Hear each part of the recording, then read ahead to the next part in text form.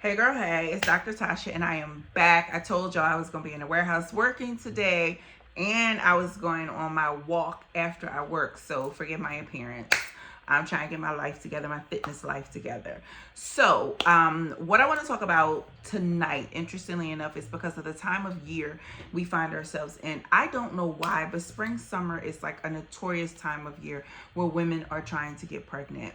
Obviously, I get a lot of questions. I no longer deliver babies, y'all. Let me say that for the people in the back. Your girl does not deliver babies anymore. I stopped in 2021. And thank God I was good at what I did.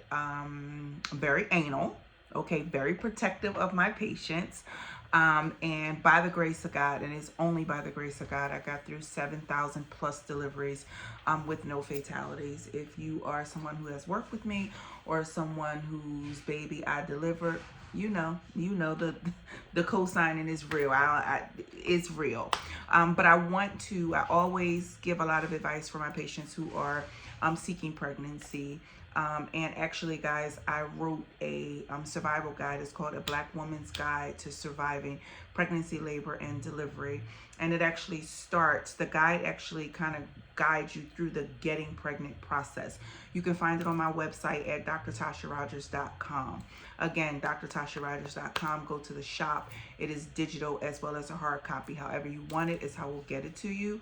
But it has so much information in it. Information that your doctors may not take the time to share with you, information that you need, information that could really make the difference in whether you have a successful outcome or not.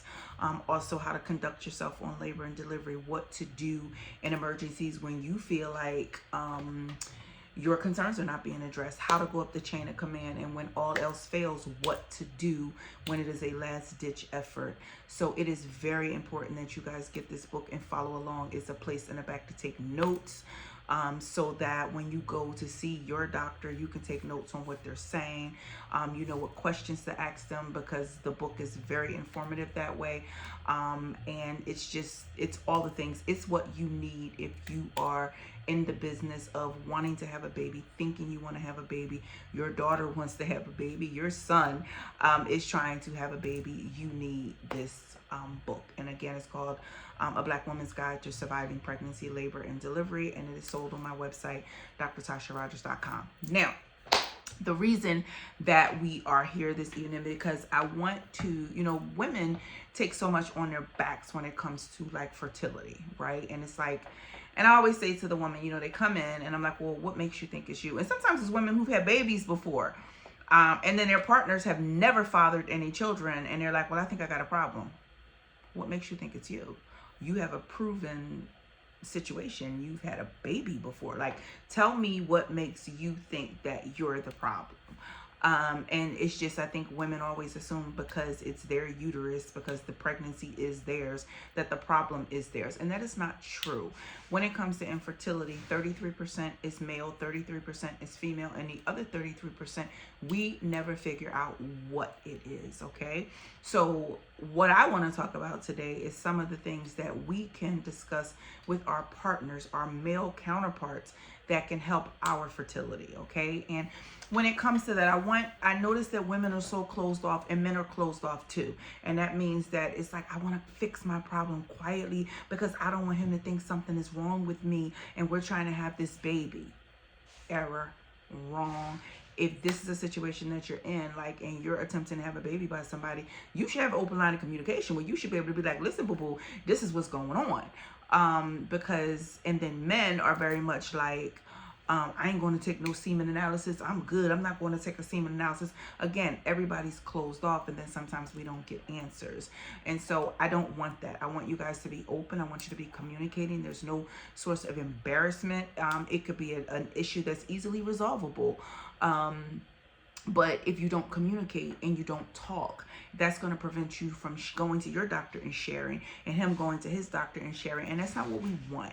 So, in a situation like this, especially now where the air is garbage, the water is garbage, the food is garbage, our stress levels are through the roof, we're not sleeping, and it's just all the things. The food is processed. It's just all the things that's just making it so much worse. So we really have to do our absolute very, very best. But I want to have a conversation and kind of start to guide you guys in a direction of how to talk to your partner, or what to, like the jam. Like, what's the jam? What do you need to say to him? Anyway, so one of the things I want to talk about is understanding that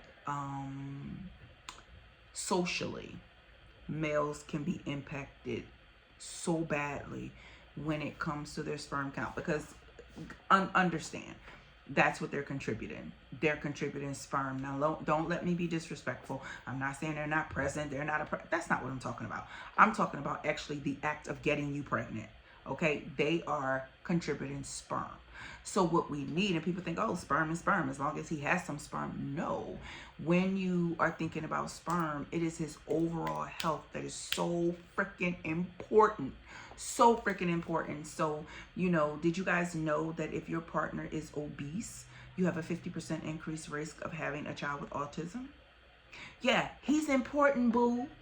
Like, it's like, we're seeing so much autism in our community and they throwing it on the vaccinations. Well, I mean, I'm not saying that ain't it. But what I am saying is that things like obesity are causing this in our community. So the more you learn, the more you know, the better off you will be.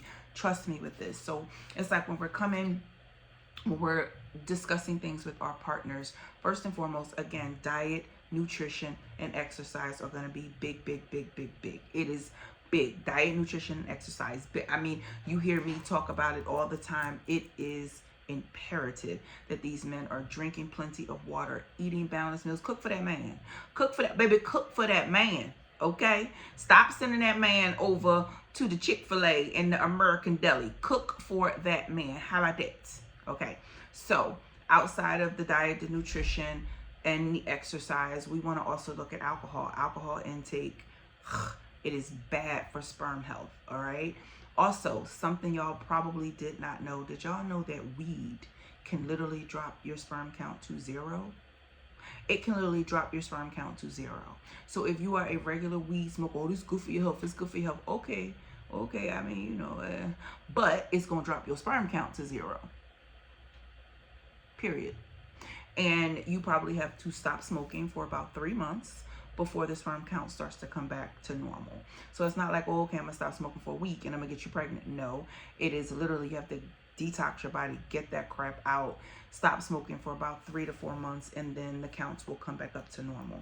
So if you have somebody, you're trying to get pregnant by somebody, and they are a chain weed smoker, a regular chronic daily weed smoker, that's something that you may need to look at, and their semen analysis is in question. Another thing is hookah. We always think that it's like, oh, hookah, whatever, hookah. No, hookah, baby, I got notes on this one. Hookah is real rough on sperm, okay? First of all, it drops the sperm count.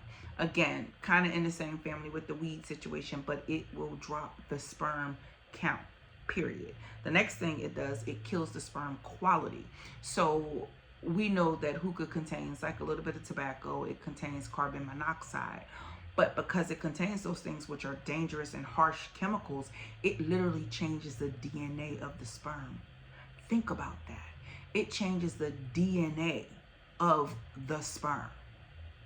Like, damn. Like, the whole DNA.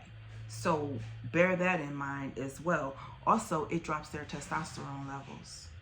So that contributes to infertility, decreasing their sperm count, decreasing their sex drive, increasing fatigue. Like, I ain't heard nothing work the party yet. Like, it's a trip. Also, there's something called oxidative stress. And oxidative stress is like the pulling, the inhaling, and all of those things. It actually harms the actual sperm cell. And it harms the sperm itself, which could then, again, lead to infertility. And what they're saying is long term. Like, so the longer you hookah, the more hookah you do, the effects are heavier and harder, and they just keep adding up and adding up. So we have to be very careful with what we're smoking, with what's happening with the whole hookah situation, the alcohol that we're drinking, the food, and I'm talking to males now. And it ain't no better for the women, but we talking about the brothers, we talking about the men, the fellas, because they have a part in this too, and they think that all they got to do is lay down and have sex, and oh, you ain't pregnant, oh, the problem is yours. No. So you need to be looking at his lifestyle. Yes, he needs to be on vitamins. Yes, he needs to be on vitamin D. Yes, he needs to be eating well, drinking well, and getting some physical activity. Yes, he needs to be controlling his weight. Yes, he needs to be, control. I'm not saying he can't have a beer. I'm not saying he can't have a drink, but I'm saying that this is something that he's going overboard and doing on a consistent basis and doing a lot of it. That's going to cause a problem. Cigarettes are we just know off the rip, like just bad, BAD, just bad. But then we add in the weed, and then we add in the hookah, and we got a real bad situation. So literally, we're in this space where, yes, our stuff may be hormonal. Our stuff may be dealing with fibroids in our uterus. It may be dealing with our fallopian tubes and our ovaries. But to be perfectly honest, their stuff is more, how can I say this? Their stuff is more preventable, meaning with the lifestyle change and being cognizant and aware. Socially, their issues are going to be more social, but it can be medical stuff as well. You can have, different things that are going on medically. So one of the things that I'm going to recommend that, as soon as you take up with your gynecologist and it's like, all right, well, let me get this blood check. Let me check this level. Let me get this test to see if my tubes are open. He needs to be with his urologist saying, let me get a sperm count. Let me do a semen analysis. Let me see what's happening. Let me check and make sure there are no infections. Let me check and make sure I'm not having any medical issues as far as it's concerned, and then start changing his lifestyle as well. So, at the end of the day, I'm very fair in the way that I present things. And I want you guys to know and understand that. And I want women to stop taking so much of a weight and a burden of fertility on your back, because it's not all you. It's not all you. And again, the more we know, the better we do. So let's not just incorporate them in there. It's not just the sex. And then it's not like, oh, I'm pregnant, and no, it's in preparing as well. This is a planned pregnancy, babe. You got to get yourself together. Let's stop with the hookah. Let's stop with the cigar smoking and the cigarette smoking, and let's slow down on this liquor and this beer. Let's start walking together. Let's drink water. I'm going to meal prep for us. It is a preparation, okay? And he needs to be included as well.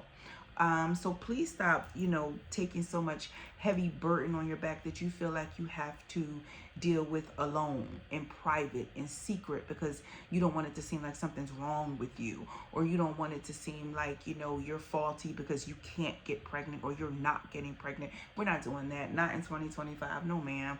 We are not. We are opening up. We are expressing things to people that we trust. We are sharing things with our partner. We're learning things from our partner. Because a lot of y'all, I'm telling you, I don't know what's going on with this pick-me mentality. Like, you don't have no questions for him. You're not going to question him. Everything he does is okay. We're not doing that. We're not doing that. Not in 2025 either. So I want us to have open lines of communication so that we can get the help that we need. And if you're with somebody who you don't feel like you have an open line of communication with, you don't feel like you can express these things openly, you don't feel like you can ask these questions, who am I to judge? Okay, I listen, I don't judge, but I do hold people accountable. And maybe, just maybe, this might not be the person to have a lifelong commitment with. But hey, that's just my perspective. That's my 2 cents. Keep the change, girl. But anyway, so I hope someone got something out of this video. I hope that if nothing else, you have learned that 1, you need to openly communicate with your partner, and 2, a lot of the things, again, they have medical issues too. So yes, they need to be seeing a urologist. I say any man over the age of 35, baby, they need to take up with the urologist. My attitude is, you got a whole appendage. You got a whole situation hanging from your body and the whole front of your body. Like, you got a whole situation. You don't want to see a doctor for that. You don't want to get that checked out. You don't want to make sure she's good. You don't want to make sure that everything down there is a-okay, because things go wrong. And that's a whole situation. So, I'm in the space of over the age of 35, baby, what you need to be doing is seeing a specialist and making sure that all things are good. And you may not, everything may be fine, but wouldn't you like to know? Wouldn't you feel better knowing? And don't feel like, oh, I got kids. So no, situations change. Health changes. Okay. So don't feel like because you had a baby before you're dead, you can father a child now. No, that is not correct. Also, don't feel like as a woman, well, I never got pregnant, so I probably can't get pregnant. Again, that's how I be getting my 45-year-olds coming in crying because they pregnant. Well, I never been pregnant before. Well, welcome to motherhood. Congratulations to you. But, don't feel like because a situation was a situation before that is your permanent situation, that is where you're going to live. And that's just what it's going to be. And again, don't allow him to be like, well, I got 5 kids when the youngest is 22 and I'm good. No, we're not gonna do that. We're not gonna have a sense of ignorance and pride about it. We're gonna go to the doctor, we're gonna get checked out, and we're gonna see where we land.